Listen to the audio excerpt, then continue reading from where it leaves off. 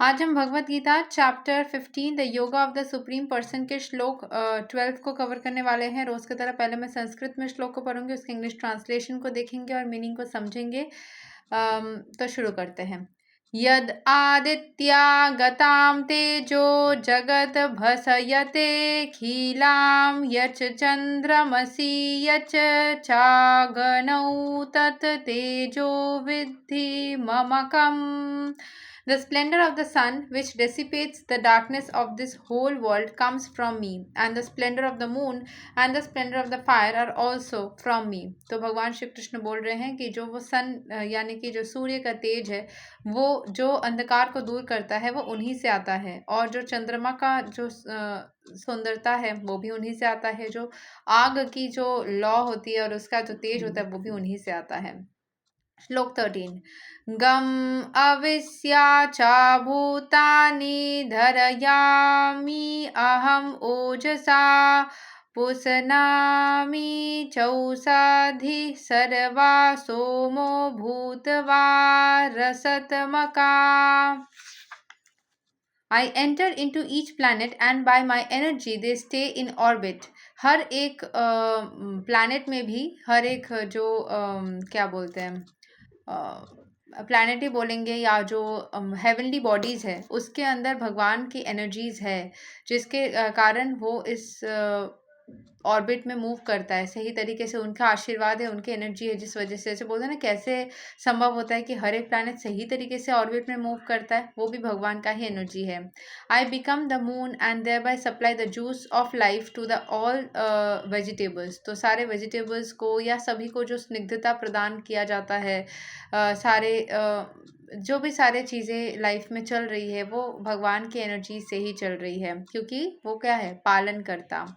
श्लोक 14 अहम वैश्वनरो भूत्वा प्रणीनाम देहाम असरिता प्रनापना समयुक्ता Panchami अन्नाम चतुर्विधाम। I am the fire of digestion in the bodies of all living entities, and I join with the air of life, outgoing and incoming, to digest the four kinds of foodstuff।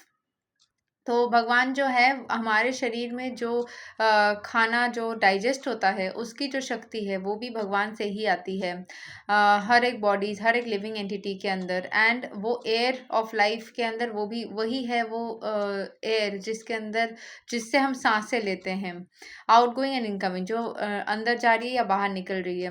To digest the four kinds of food stuff, जो हमारा जो food stuff है उसको digest करने के लिए जो हमें ऑक्सीजन की ज़रूरत पड़ती है, बिकॉज हमें पता है रेस्पिरेशन का प्रोसेस उसमें ऑक्सीजन की ज़रूरत होती है, जिससे फूड भी डाइजेस्ट होता है। जो साइंस के हर किसी ने ये साइंस में पढ़ा ही है, कैसे डाइजेशन होता है, बचपन में पढ़ाया जाता है।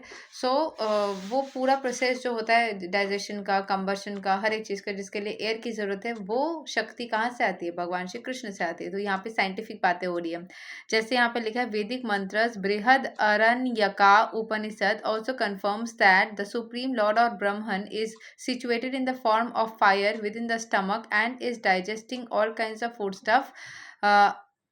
अयाम अग्निर वनरो यो याम अंतः पुरुषे येनेदम अन्नम पच्यते। Therefore, since he is helping the digestion of all kinds of foodstuff, the living entity is not independent in the eating process. Unless the Supreme Lord helps him in digesting, there is no possibility of eating. Thus, वो जो पालन करता है वो पालन नहीं करेंगे तो किसी को मदद मिलेगी ही नहीं। He thus produces and digests foodstuff, and by his grace we are enjoying life. In the Vedanta Sutra, this is also confirmed. Sabdadi bhyonta Pratisthana cha, the Lord is situated within sound and within the body, within the air, and even within the stomach as the digestive force. Therefore, the four kinds of foodstuff, some are drunk, some are chewed, some are licked up, and some are sucked, and he is the digestive force of all of them। जैसे भी हम खाना खाए, जो कि chew करने वाले, drink करने वाले, लिक करने वाले या सक करके खाने वाले, जो भी जैसे भी आपके खाने हैं, चार तरीके का फूड स्टफ, उन सबको डाइजेस्ट करने का जो शक्ति चाहिए है वो भगवान श्री कृष्ण से ही आता है। श्लोक 15 सर्वस्याचहां हृदि सन्निविष्टो मत्ता स्मृतिर्ज्ञानाम् अपोहणां च वेदैश्च सर्वैरहम् Eva विदयो वेदान्तकृद् वेदाविद् Ivachaham.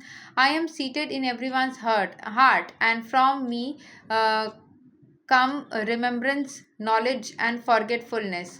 By all the Vedas, I am to be known. Indeed, I am the compiler of Vedanta, and I am the knower of the Vedas. तो सबके हृदय में भगवान श्री कृष्ण ही स्थित है and from me come remembrance, उनसे ही सबको याद रखने की क्षमता आती है. नॉलेज एंड फॉरगेटफुलनेस, नॉलेज आता है भूलने की क्षमता, याद रखने की क्षमता, जो भी है दिल में जो इच्छाएं जगती है कि ये करना है वो करना है, ये जो उद्यमता आती है वो पालन करता भगवान श्री कृष्ण या विष्णु की इच्छा से ही आती है. And by all the Vedas I am to be known, उनको ही जानने की ज़रूरत है क्योंकि उनके वजह से ही आप पालन मतलब जो सोर्स एनर्जी है, कैसे हम दुनिया में आए या फिर हम कहाँ जाने वाले हैं, ये उतना मतलब नहीं रखता. क्योंकि जब आप दुनिया में हो तो दुनिया में जीने का ही मतलब यू शुड बी अलाइव, आप कैसे जीवन जीते हो वो ज़्यादा मतलब रखता है. तो कभी आपको जो मन करता है कि मुझे ये ऐसा घर चाहिए, ऐसा गाड़ी चाहिए या मुझे ऐसा लाइफस्टाइल चाहिए, जो इच्छाएं जगती है वो भगवान श्री कृष्ण की इच्छाओं से या उनके शक्ति से आती है. कभी कभी इसमें अकस्मात या नेगेटिविटी या दैत्य वाली शक्ति आकर के इसमें कंटामिनेशन भी कर सकती है. इसके लिए ही ज़रूरत है कि हम भक्ति करते रहे, भगवान का नाम लेते रहे, ताकि हम नेगेटिविटी से बचे रहें. Indeed, I am compiler of Vedanta and I am the knower of the Vedas. तो आप जैसे कि जैसे मान लो कोई इंसान जो कि भक्त है, भक्त को हमेशा ही एक सम्मान की नज़र से देखा जाता है. जो नॉन भक्त है उस वो कितना भी अच्छा कर ले, कुछ कुछ जगह पे उसको असम्मान के नज़र से देखा जाता है. एक एग्जाम्पल के तरीके से, जैसे मैं मंदिर में गई थी और मैं अपने बहुत ही घर वाले कपड़ों में चली गई थी आज सुबह. तो मेरे पैर में दर्द था तो मैं नी पैड्स भी पहनी थी, तो थोड़ा सा अजीब शायद मेरा पैर लग रहा था. तो कुछ घर में जो काम करते हैं मेड्स, वो वहाँ पे 2 जन बैठी थी और वहाँ पे एक और दादी टाइप की थी जो कि सारे सफाई कर रही थी.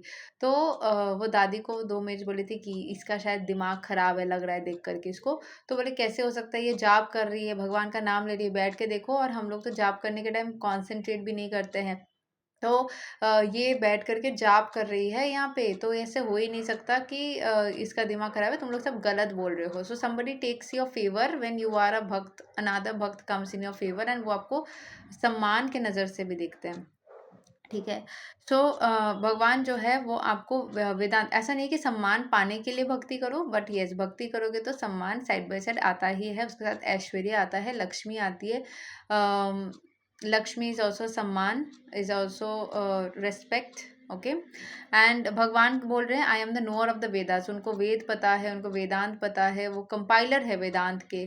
ठीक है. सो अभी अगर कोई क्वेश्चन करेगा कि कहाँ से ये सब कुछ स्टार्ट हुआ, उनको ही क्यों पता है, वही क्यों चुने गए, इन सब के आंसर्स नहीं होते हैं कि उनको क्यों चुना गया है या वो ऐसा क्यों है या सब कुछ शुरुआत क्यों हुआ. अब शुरू हो गया है तो इसमें कैसे रहना है वो ज़रूरी है. इसमें खुशी से कैसे रहना है उसका उत्तर है भगवत गीता में लिखा हुआ.